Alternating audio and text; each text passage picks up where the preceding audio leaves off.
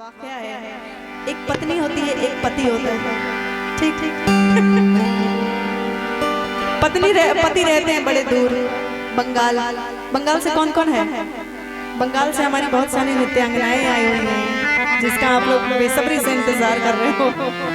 तो वहीं पे रहते हैं उनके पति देव। वो कैसे कहती हैं, हो कि झुमरी खेला बहोरी,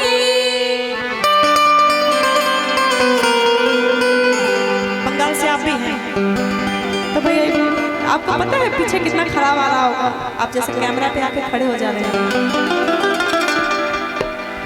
पीछे अजीब सा आता होगा। चलेगा बेचारे, ऐसे सामने आके खड़े हो जाए, कैमरा में अच्छा नहीं लगता। हाँ ऐसे साइड हो जाए। हो कि झुमरी खेला